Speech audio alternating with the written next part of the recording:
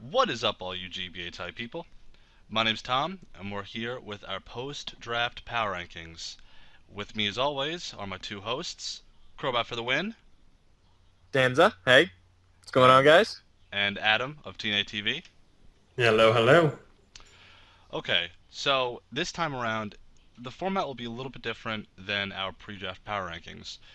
In our last, analysis, we did a more of a just a very formatted build from 12 to 1. This time will be more of a open discussion between all three of us as to why we drafted or we ranked each person in each slot, and then to go into a little bit of detail as to our reasoning, good or bad. You'll get it all from us. So on your screen, you guys will see a list of how we ranked, and with that in mind, Danza, let's lead off with you. Who is your number 12 and why? Alrighty. On my list for number 12, I had Crimson. Honestly, my biggest reason was he already kind of was started low in my initial rankings. And when I saw Mega Beedrill first round, I didn't like that choice at all.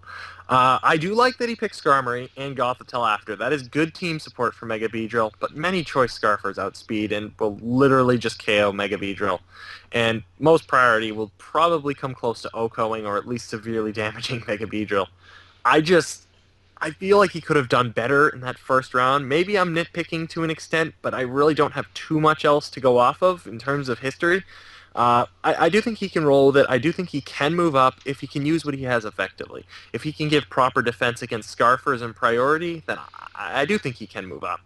Uh, that was kind of why I put him at 12. Once again, a lot of it is I don't know enough about him yet, so there's a good shot, chance that he'll move up. Tom, why did you put Crimson at 11? Okay, I see.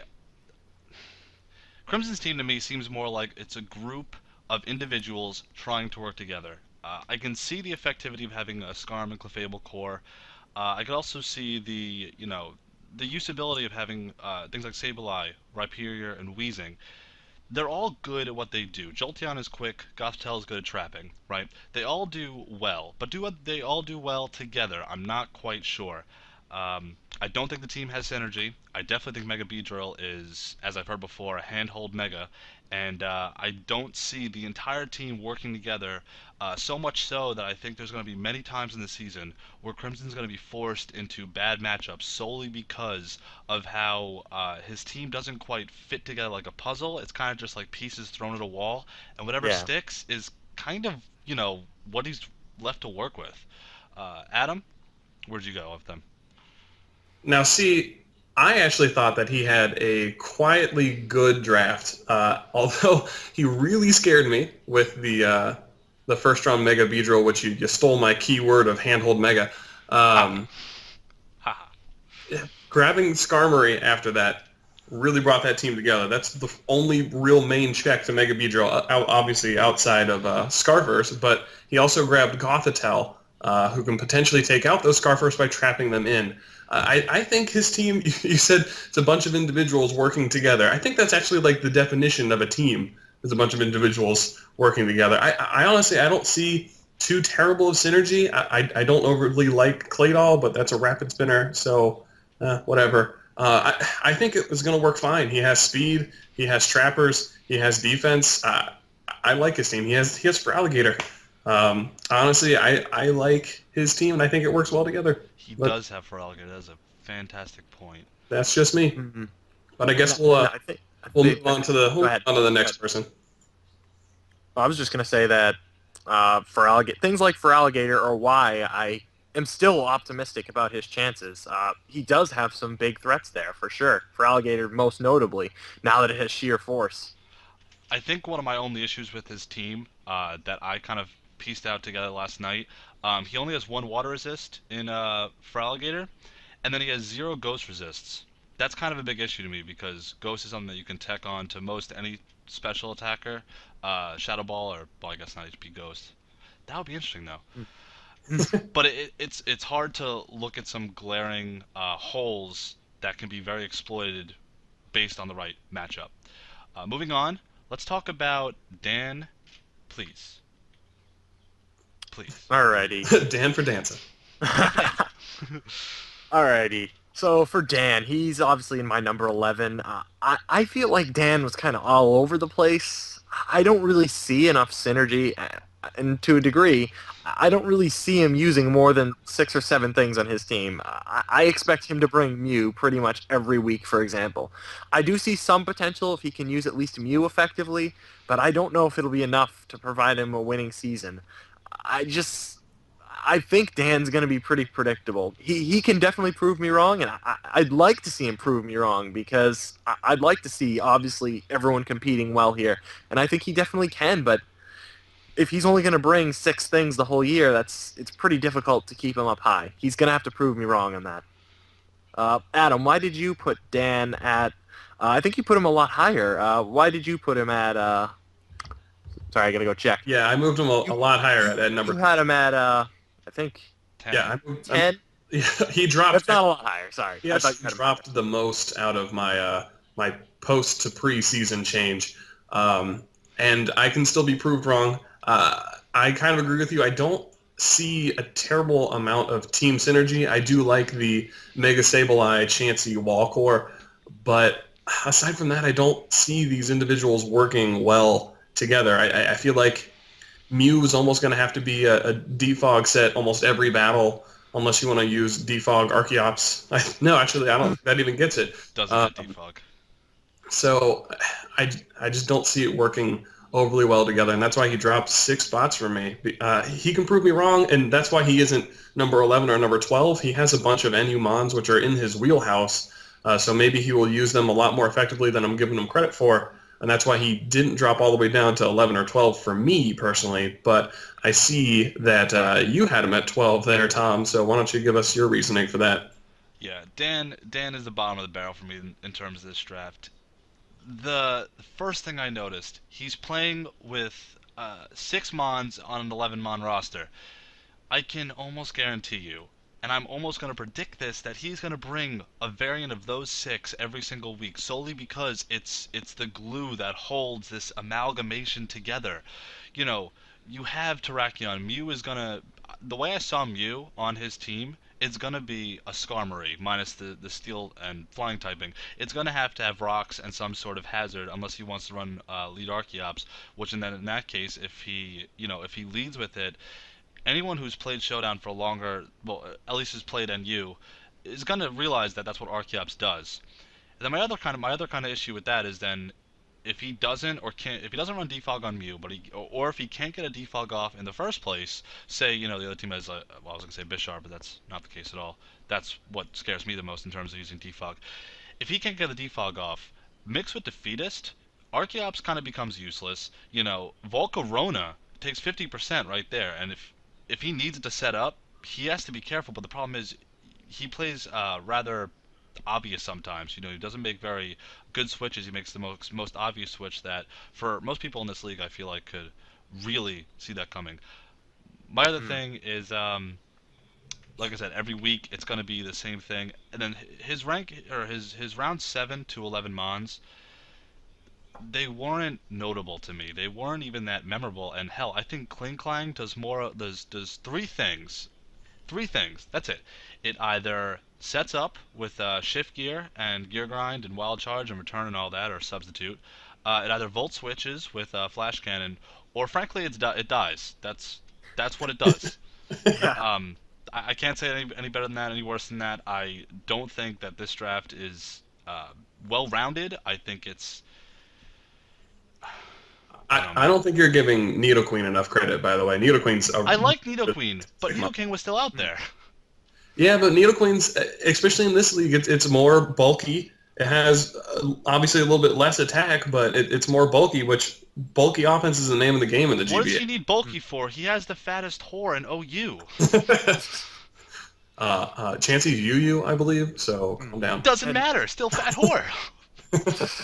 what about Slurpuff? I mean, I'm not a big Slurpuff fan. It hasn't really done much in the GBA in the past. I mean, I did get swept by a Slurpuff, you know, but I agree with you. I think the teams that had Slurpuff kind of had it handcuffed because they had things that did Slurpuff's job better. Yeah. Yeah. No, I think I agree with that. Um, hmm.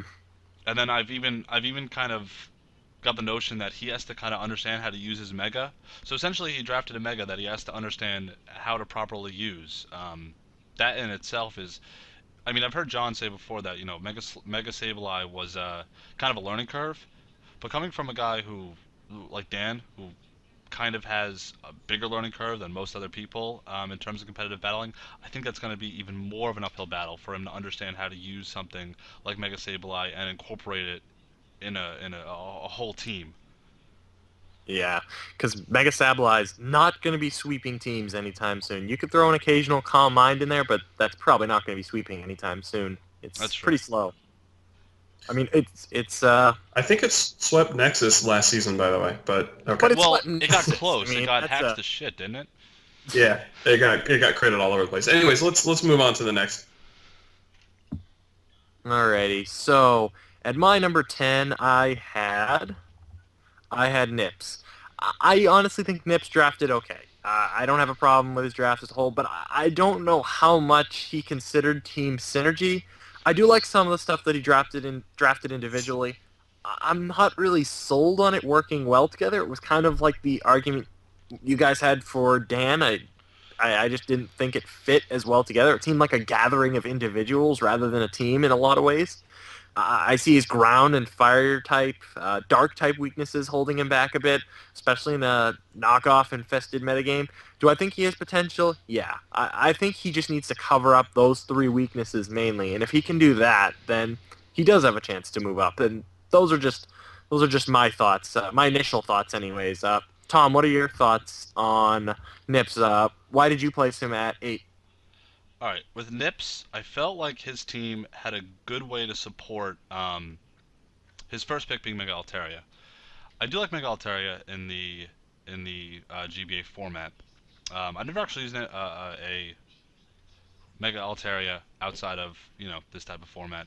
Um, Obviously, I don't really play anything outside of this format. So with his team, okay, like you said, and like I said prior, it's a collection of individual mons. Getting Blaziken was a very bold move. I'd like to see how Blaziken works in this format because obviously you two know that Blaziken hasn't been drafted in the GBA before in any Mm-hmm. format. Because Speed Boost is obviously good. Blaziken isn't quite that good, but it's still a fire type. Um, Mhm. I do think that the three fighting, three psychic type is redundant, and yes, I am considering Meloetta Pirouette form. I think it's going to be hard for him to incorporate Meloetta.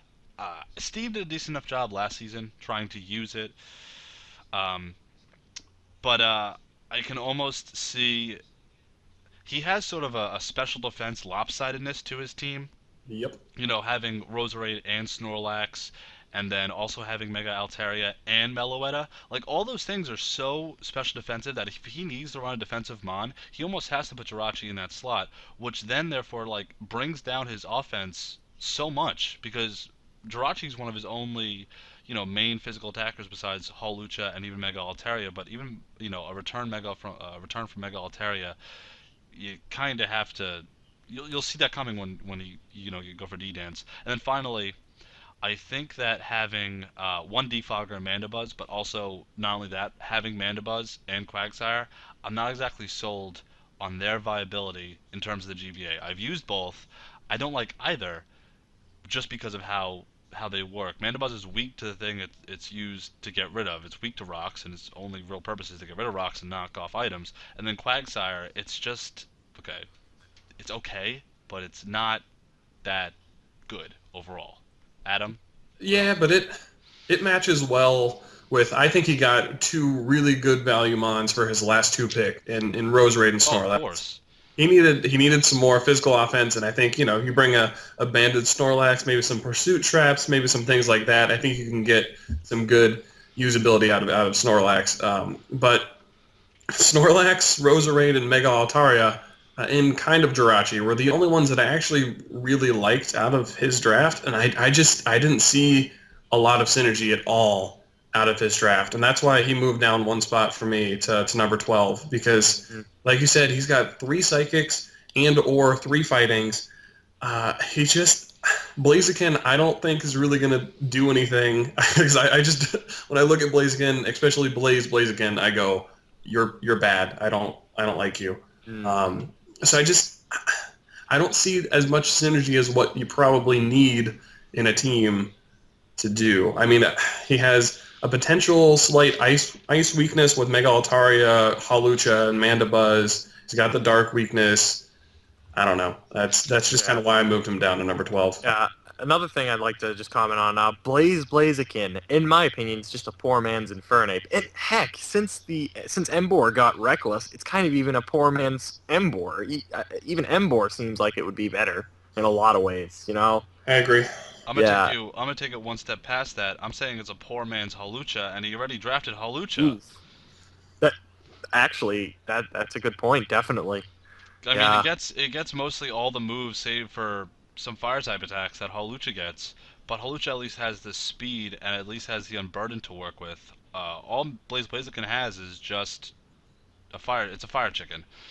I do think Alakazam though is a good value pick. Um, I think having a good capability of revenge killing or even getting up behind a sub, it's good to have. Just Yeah. Yeah. overall. Yeah. And one other thing I'd like to comment on is Mandibuzz. I'm sort of a mixed bag on it, Mandibuzz. In some respects, it does get overcoat. It's very bulky and it takes hits very well. I have it on. Well, it was forcibly on my NPL team because I that's know what I that feel. inherited. I I know that inherited feel. it, so uh, it's it's been a mixed bag. It offensively is awful because its attack is 65 or something It's like that. 70. I think it's 70. 70, And then like yeah. 45 special attack.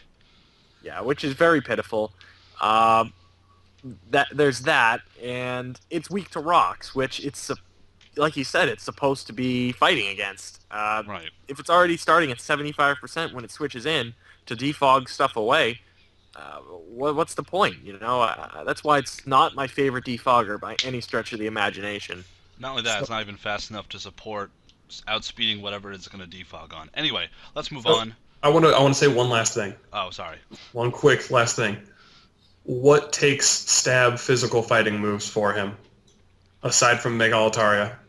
Ooh, Mega Altaria. Anyways, we'll move on. Alrighty. In my number 9 slot, I had Shady. There's definitely some explaining to do here because he does have some big threats, but I'm not seeing enough synergy here once again. It's kind of a common theme in these bottom teams.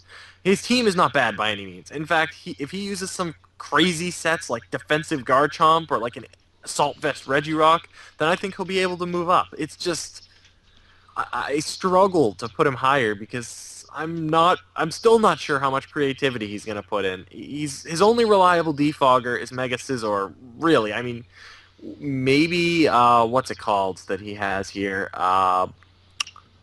Honchkrow. Maybe does that even get defog? But that it would be the worst defogger ever.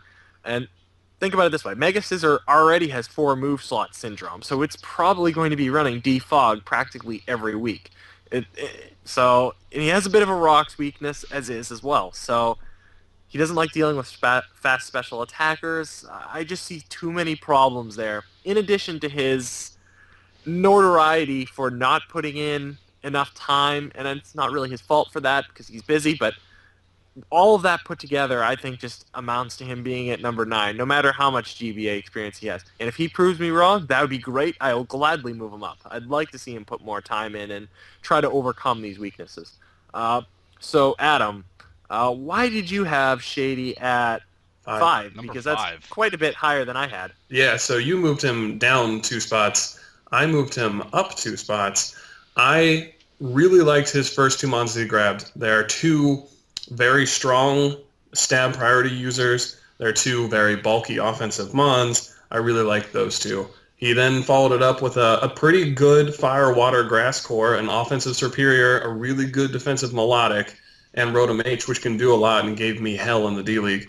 Um, I didn't overly care for him grabbing Ambipom just because I figured out with Azelf is really just best used as a revenge killer. So now he kind of has 2 of those mons together. But I saw a pretty decent amount of synergy. I'm with you with the rocks thing, but he only has, let's see, Honchkrow and Galvantula and Rotom.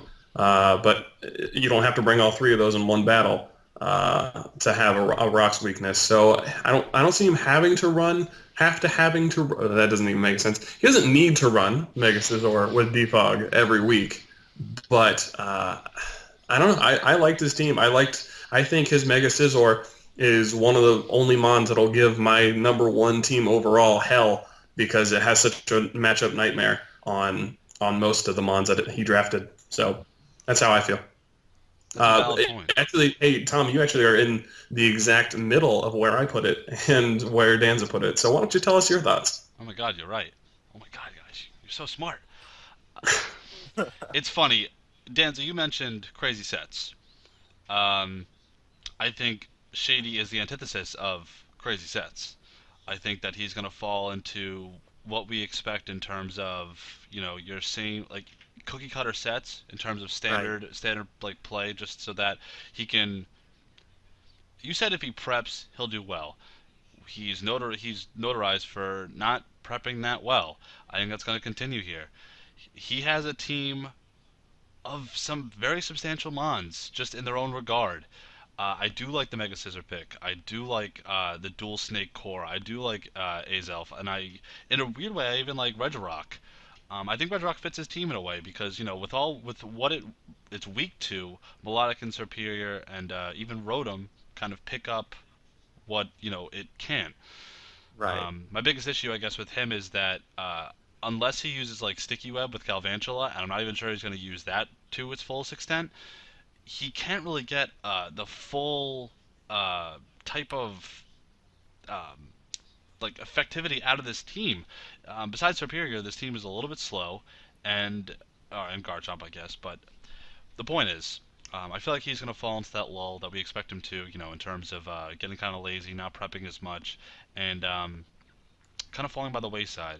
I do like his team. I think he did plan well. I don't think he planned it in terms of it working all together like some other people did, but I can see his intention, and that's enough for me to kind of keep him up at like number 7, right in the middle of the pack. He has the capability of moving up, moving down, but it's hard. It really is, just to not overlook that. No, definitely. Uh, I do think that will be his biggest challenge, planning effectively. He needs to plan effectively going into every week. I know he said he's planned in the past, but to what extent did he plan? Did he put a half hour in, an hour in? I just there are some key things in the past that even when he said he's planned, he's clearly missed. And I think if he cannot miss these things, then and plan well, he can move up. It's just a question of whether he will, and he doesn't have a good track record of that so far. I hope he can pick it up, though, certainly. But you do understand that all the commenters are going to tell us we're wrong, and I'm saying this now just to point that out. We're I wrong. know, We but know I we're hate to wrong. be the brutally honest one, but there's I don't know. I Commenters, know before you I'm get gonna receive your some hate, and that's is what it is. I'm not against Shady's a great guy. I'm not against him at all. So before people say that I'm the devil or I'm out to get Shady, no, not at all. I think everyone on this list is awesome. They're all great people. So I'm not. commenters, I know that your keyboard's already hot with fire from your angry fingertips, but please, let's keep it civil. All right, let's move on. All right. At number 8, I had Tup. All things considered, I liked Tup's team. I thought it had some solid synergy. I particularly like the Heatran, Salamence, and Slowking core. I'm actually a big fan of the Slowking pick. I think Slowking is just undervalued in general. Excellent I mon agree. right there. Hmm. I'm not a huge fan of Cacturn, but I do think it gets Water Absorb, which will definitely deter some Scald spam, and it gets a pretty solid priority.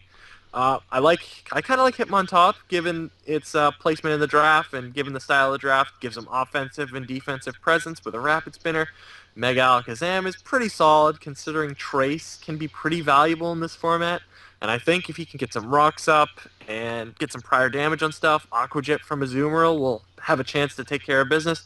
What I've seen so far, he's definitely not out of contention, in my opinion. I just want to see how he does in the first couple weeks before I can move him up any higher. Uh, so, Tom, I see that you had Tup at 5, which is actually quite a big jump from last week, and that a little bit above where I had him. So, care to explain that? I did like Tough Teams a lot. With what you said, I feel like what his fast mons can handle, his priority can. I also think that if he has chipped away enough on the other team, he has things to set up that can basically run a train on the team he's going up against. Mega Zam, one of the fastest mons in the tier. Salamence, D-Dance plus strong stabs and, whatever the coverage move it needs to do or needs to have, that works. He has the tools to do well. Do I think he has some very strange picks in Porygon Z and Rotom, and especially Cacturn? I'm not the biggest fan of Cacturn. Yes, all things considered, those aren't terrible. I'm just curious as to how they're really going to pan out for him. I like Porygon Z a lot. I also like Rotom, just the normal form Rotom. Mm-hmm. I hope I don't have that many notes for Tup. I just think he drafted a team that I wouldn't even mind using. I don't mind how his team looks. I don't mind how it could function. I like the speed. I like the potential versatility. I also like that he has coherent cores. He has a Firewater, and I'm going to put grass in quotations because Cacturn is not much of a wall. It's more of like a if he doesn't use it well, it's death fodder essentially. And then he has a Fairy Dragon Steel core, and I know Adam might like his team a little bit because it has his favorite mon on there. Adam. Yeah, him on top. Enough said. No, I'm probably not going to talk too much about his team because this is actually starting to turn into a draft analysis video, so I'm going to keep it pretty short. I liked his team that he got. I think it's going to work well with him because of the fact that it is all fourth gen or earlier mons. So I think he probably has familiarity with most of these mons. Cacturn is still kind of one of those. Maybe you could have went different picks.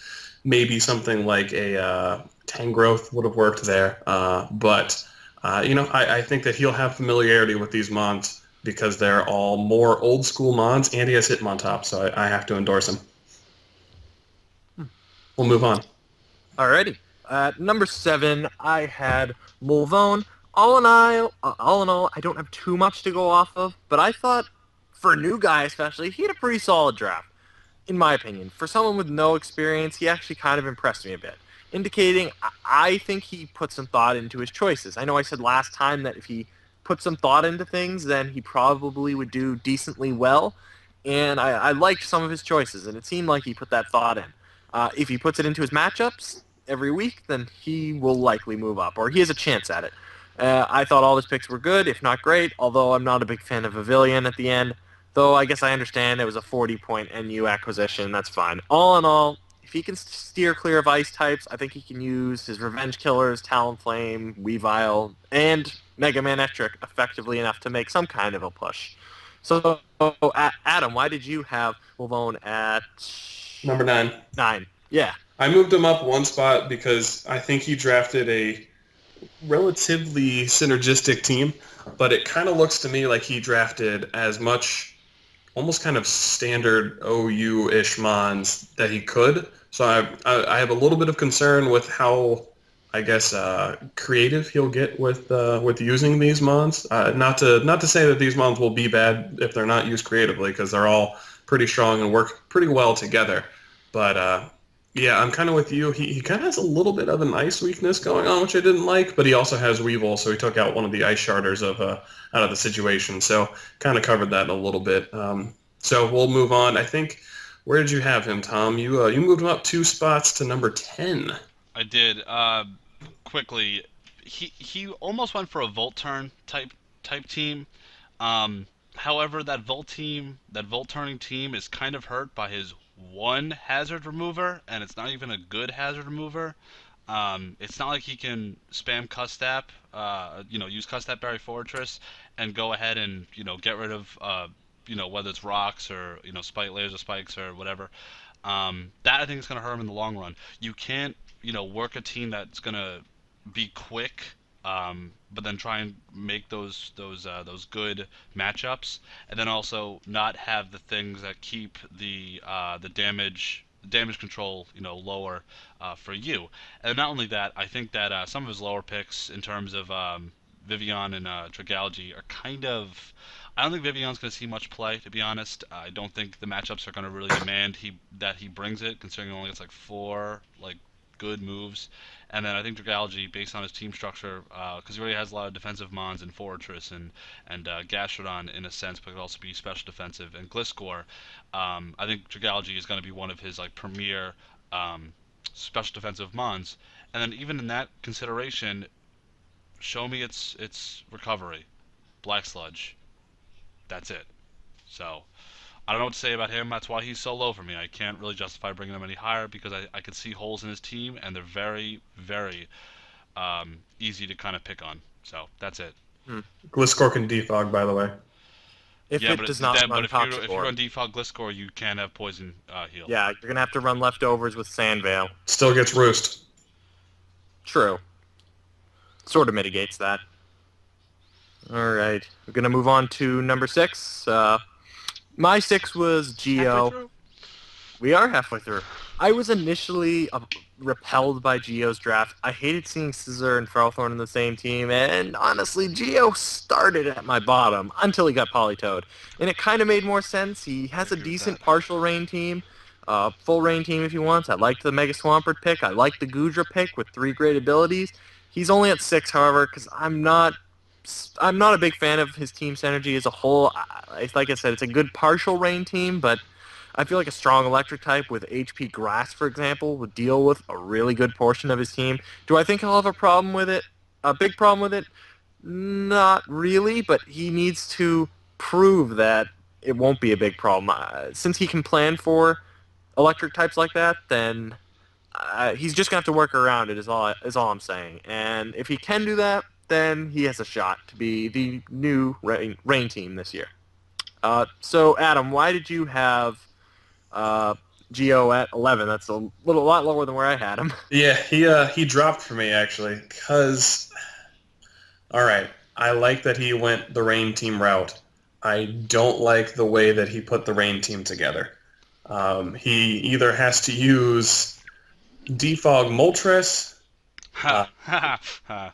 defog Scizor, or try and bring Ditto in on his opponent's spinner or defogger in order to get rid of any hazards coming up against his team. And that's always a negative for me. And he has Gyarados that's weak to rocks, Scolipede that's weak to rocks, Moltres obviously weak to rocks. It just, I don't like it. That's always a big negative for me. The remainder of the team's pretty well-ish together. You know, Moltres can take advantage of the rain even though it's a fire type. I would have liked to have seen a water absorb Pokemon on his team to kind of mitigate other people water spamming, but he does have Goodra, who can take those just fine. But that's why he kind of moved down from me. I see that you also moved him down, Tom, but only to number 9. Why is that? All right. Geo, to me, I can see potential. I'm not saying that about most of these teams. I either see really solid planning or I see like kind of I tried, basically. I see potential in Geo. There are a lot of things that hold me back from really wanting to fight for where I put him. Um, I'm gonna I'm gonna explain his team in two ways. One, mix Kote's team with the how good that was with how piss poor Nexus's team was. Put those two together, you get his team. Other thing is like he he forced himself down the rain route.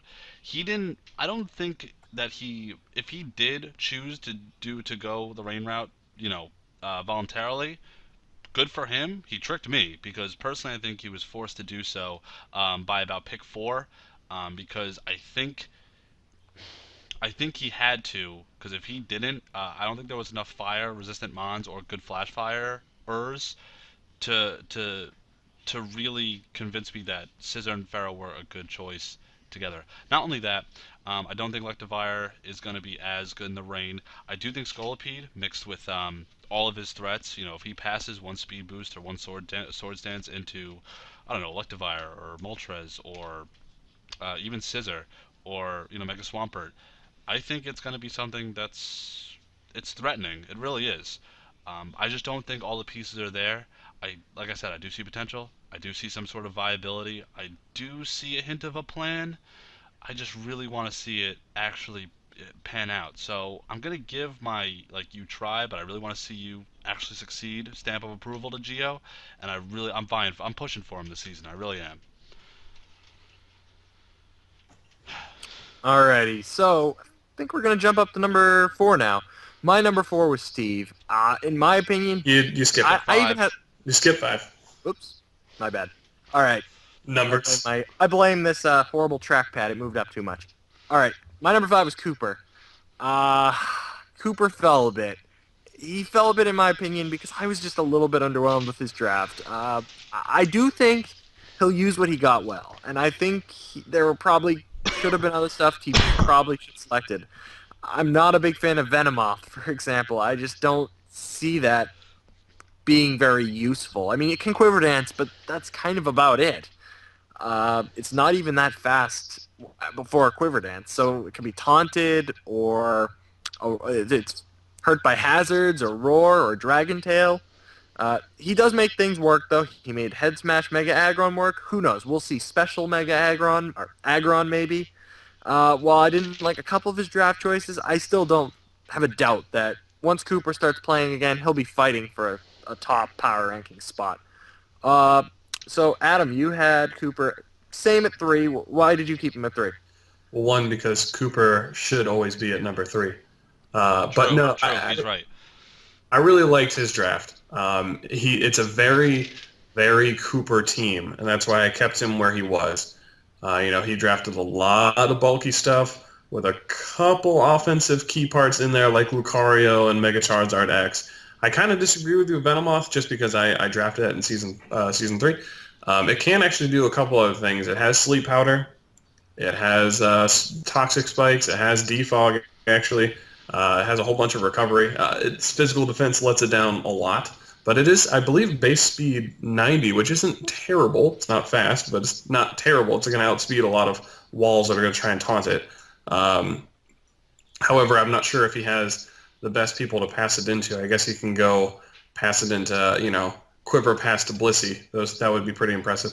But it's a very Cooper team, and I think he'll be very successful with it. It's got Grass, Fire, Water. It's got Steel, Dragon, Fairy. It's got it all. I wouldn't be surprised to see him beating people left and right. So I see that you also have him at number 3 here, Tom. That's where he deserves. Hello, like that's where he's staying all season. Well, I'm gonna be like 1, 2, okay, 4, 5, 6. I mean, I'm just being honest. His team is essentially fourth gen OUUU mixed with Whimsicott and Zardex. Like you guys said already, it's defensive, it's offensive, it's Cooper's style. I think with his planning and his team building, I don't see a reason why anyone should really exploit a weakness that he has. I think he's covered all of his weaknesses and his strengths in terms of typing. He does have a wide versatility in terms of getting rid of hazards or setting up his own hazards. My only main concern, and actually I have two concerns. One of which is his team is not your knock 'em dead type offense. It's not hit him hard and punch holes through teams. It's a whittle, and then slowly kill things off, as compared to a really break. It's more of like a crack and then an eventual break.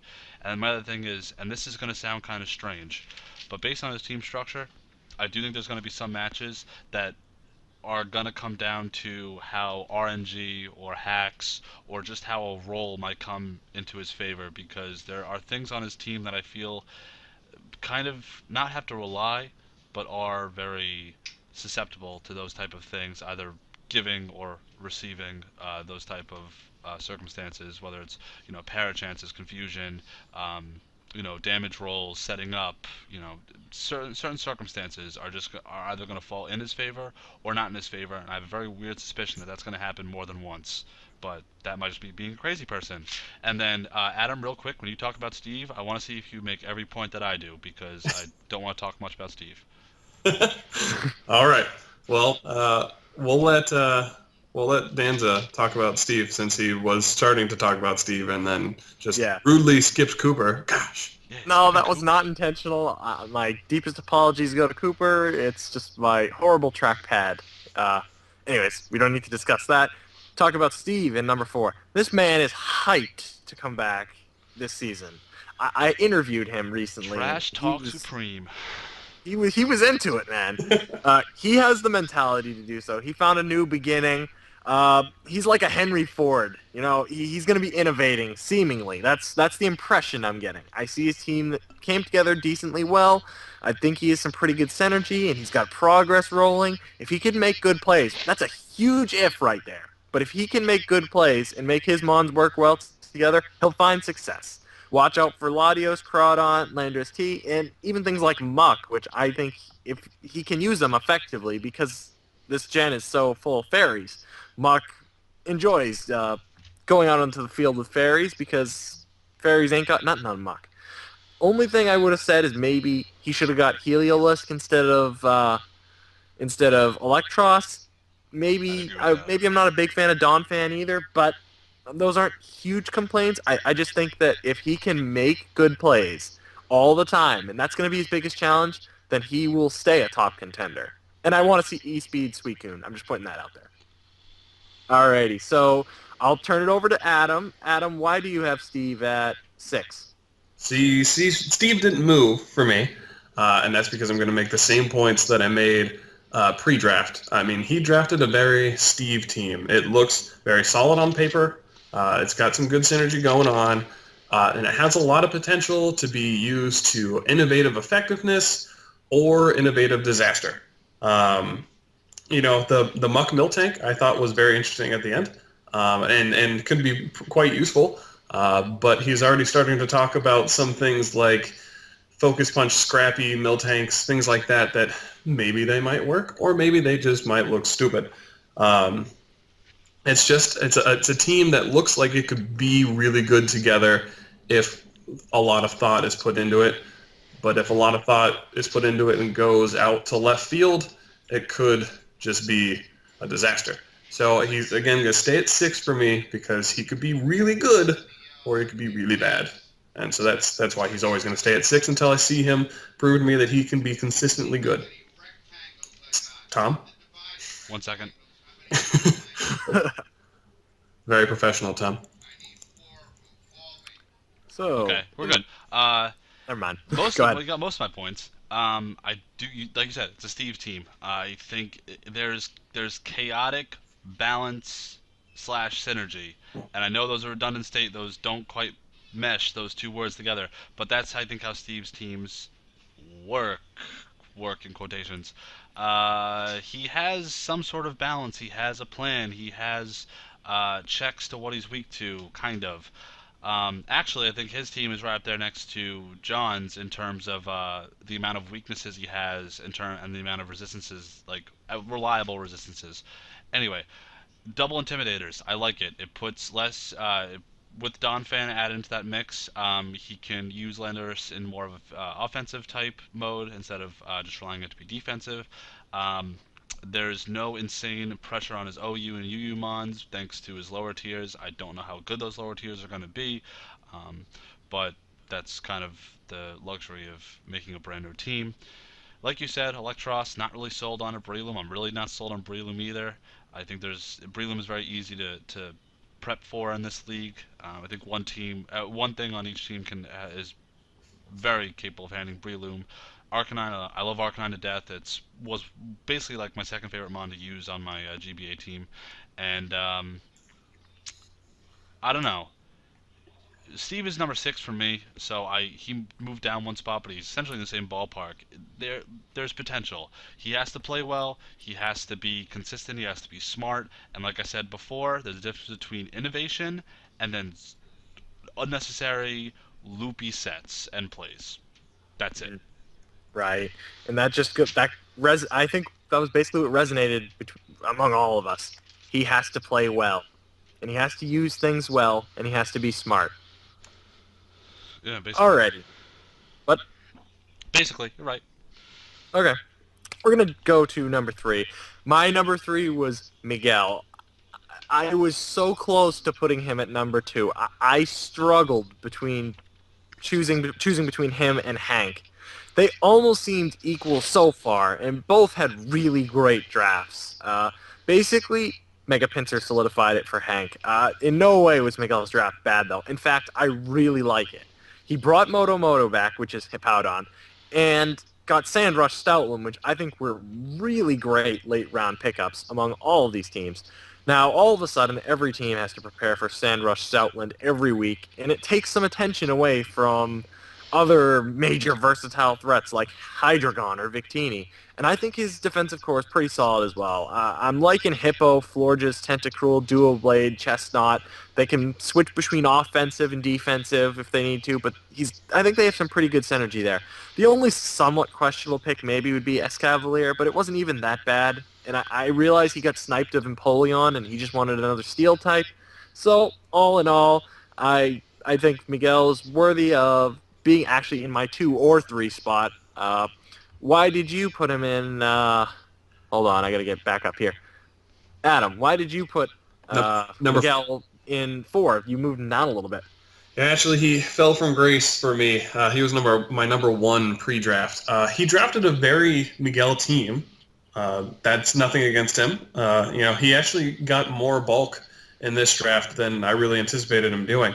But my main thing that made me move him down to number 4 was that he has 2 really potent mons in Victini and Thunderous Eye that he drafted first. Spinner. But his only way of getting rid of that is Tentacruel, which is weak to Earthquake, no reliable recovery, and it's legitimately the only one week in, week out that can get rid of hazards for him. So that really hinders me for it, and that's something that I think, Miguel's very good, and he can plan around that and do just fine, I'm sure. But that's why he dropped for me, because that is just one really big thing that could really harm him going down the line. So we'll move on to you, Tom. You know what? I agree with all those points. I knew you were going to talk about the one spinner in Tentacruel. I think Tentacruel is complemented by the rest of his team. It's offensive. It's a Miguel team. You're right. However, it's not all Miguel because I don't see any trappers. I don't see Magnezone. I don't see Gothitelle. I don't see Landorus. So it's not really a Miguel team. It's like your discount Miguel team. It's like 40% off basically. You said everything. I think the hazards being rocks are going to hurt Victini and Thunderous, especially if he can't get a good opportunity to spin. And that's also the case with a lot of different teams in this league this year.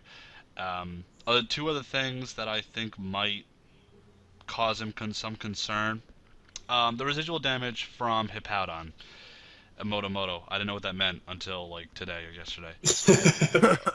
The residual damage from Sandstorm is going to build up. I think it's going to be a progressive thing for him. He's going to progressively notice that it's either going to negate his leftovers or negate his black sludge, and then or it's going to add to his life orb or any kind of recoil damage that he has.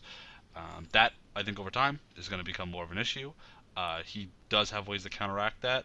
Actually, I only see one Wisher. That's kind of an issue.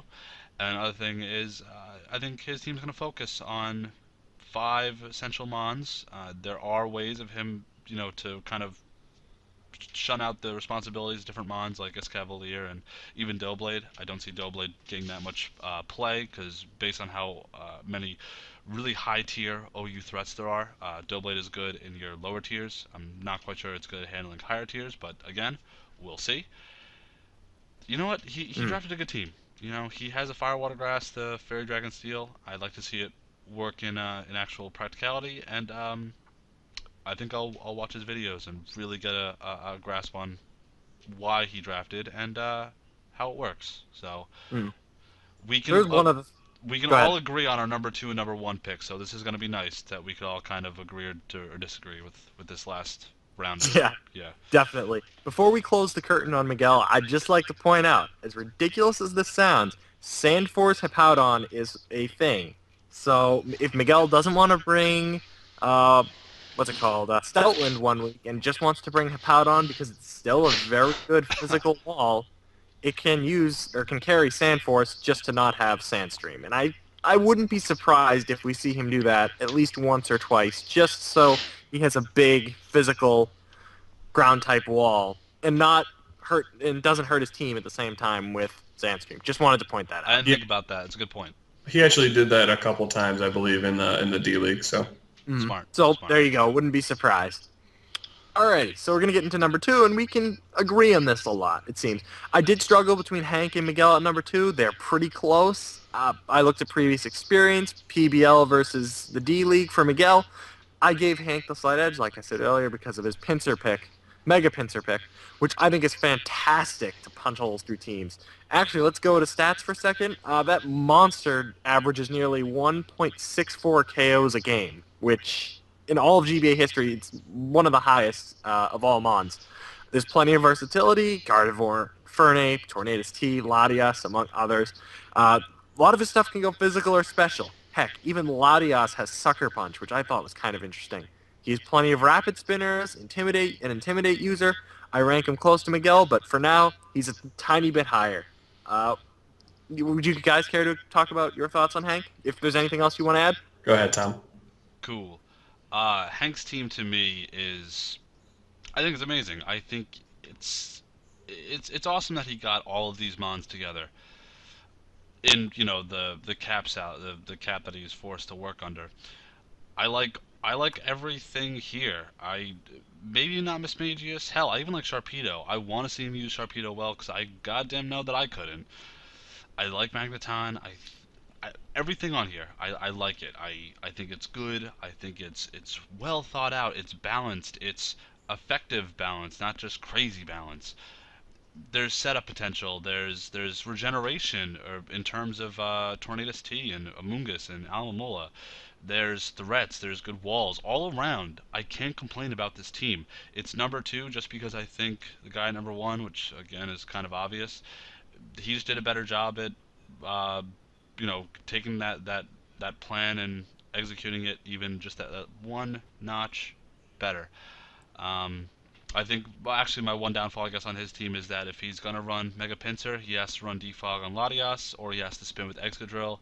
But at team preview, you can kind of figure that one out, depending on what he brings when you see his team. But besides that, I'm excited to see him sweep or kill things with Sharpedo, and his team to me is just fantastic. I'm going to watch every one of his battles. I'm excited for Hank, to be honest. So I have him at number 2 because he's actually, to me, almost the kind of antithesis of the number 1 team, where the number 1 team is kind of defensive, bulky offense. He is just what seems more hyper offense here, and that actually fits his playstyle a lot. I watched a lot of his battles for the PPL, I believe he was in. PBL, actually. Yeah, it's PBL. Yeah, the people PBL. And he has, not a terrible amount of defense, but enough with 3 regenerators and Latias, and Excadrill has a high HP stat. He's got enough that just has a little bit of a bulk to it to be defensive enough to get him through the battles, and a lot of really good offensive options. And so that's why he jumped up for me to be number 2. It fits his playstyle really well, and I'm excited to see him use it. Only thing I can add into that, to even what I also said about Mega Pinsir, it has to be prepared for every week. Because if you don't prepare for it, that thing will run wild against your team. So, just saying, I had Mega Pinsir last year. I know how people prepared for it. I've played against Mega Pinsir before. It has to be prepared for, no doubt. I lost to Mega Pinsir 4-0. It's fun. Thanks, Gubs. He's probably not watching this, so don't worry about I don't think he is. it. All right, we'll move on to number 1. It is number 1 time. John, Pokemon, the best draft by far. Pokemon. Obviously, excellent battler. In his draft, he got a perfect blend, in my opinion, of offense, defense, support, priority, versatility, and coverage. I like that he's got E-Speed, Shadow Sneak, Bullet Punch priority. He's got plenty of versatility, Will-O-Wisp, T-Wave. He's got some defog options. I know literally a third of his team used to be on my team, so when I was my in team. And his team too, so half between both of us practically. I know from personal experience that a lot of these mons that he's dealing with are great. He had really no questionable picks, nothing I could say.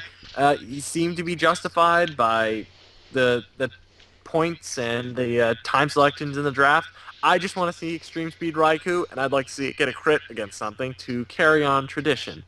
Fun fact: Extreme Speed, Raikou's used Extreme Speed once in the GBA and has got a crit that time. So it is 100% crit ratio with Extreme Speed. Keep that going, John. I'd like to see it. Dope. All right, guys. Feel free to add any additional comments.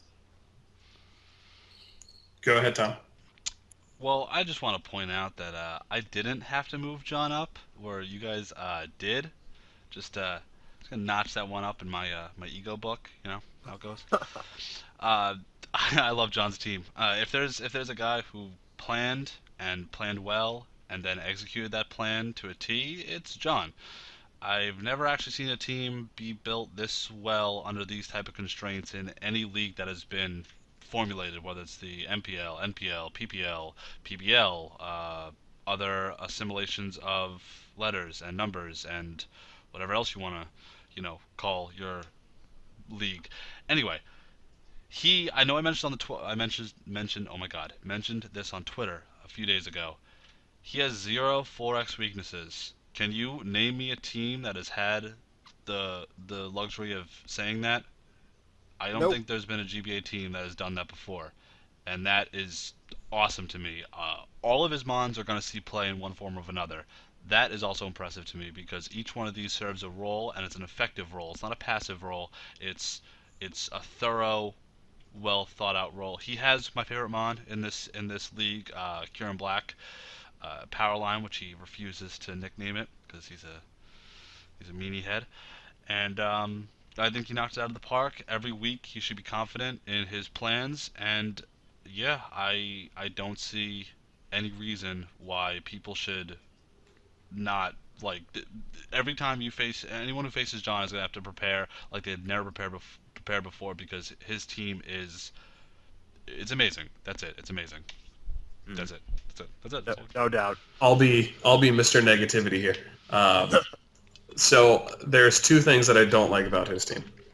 I like Uxie, but Uxie can't do a terrible amount of stuff. It's got a lot of defense, which is the name of the game for John's team, but outside of that, it can kind of yawn, T-wave, stealth rock, maybe calm mind sweep if nobody's really preparing for it. Maybe, Could also trick U-turn. yeah, but comparatively, it does a lot less. Um, I know that he was trying to go for a different mon in Mesprit, which was more offensively oriented, which was got sniped from him. But Uxie Damn is it, just Geo. yeah, just kind of for me. And then he has something similar to what I said about Miguel. He's got one real way of getting rid of hazards. That one real way is weak to earthquake, and he's got a relative ground weakness, and that's the only thing that I can knock on his team. You're actually right about that. I Uh, failed to mention that. that's the only thing I can really knock on his team. But when you have Sylveon, Kyurem Black, and Mega Venusaur all on the same team, it's pretty hard to be like, oh yeah, this team's crap. No, it's a great team. So I think he's the person to beat so far, but we'll see if he can execute. But I think if you want to take us out here, Tom, we'll I let it. will. I I think we made great points. I'd like to see Final Gambit Staraptor. Not to toot my own horn there. I think it would be awesome to see him use that effectively. And I think we had great insight. Yes, we turned this into kind of a draft analysis, but hey, we are the power ranking guys. We are allowed to go into depth as to why we rank people place instead of just saying John 1, Hank 2, Cooper 3, Miguel 4, Shady 5, etc., etc. That's boring. Why would you watch that? I wouldn't watch that. I hope you guys enjoyed the battle. Yes, you enjoyed this battle. I hope you guys enjoyed this video. And yeah, if you guys have any suggestions or things you want us to change, or frankly just want to tell us we're all garbage, I mean, comment section is a thing. I know we all read it. I know I've seen, Adam, and I've also commented on a few things. Um, like I said before, I broke the fourth wall. Shady fanboys, could you, leave? Let's leave the heat at home, not on your keyboards. And hope you guys enjoyed. And I'll let you two sign out, and however you want to. Maybe a funny joke. I don't know. Now I'm trying to think of a funny joke. Your face. All right, I'm out. Okay, I think all right. Bye.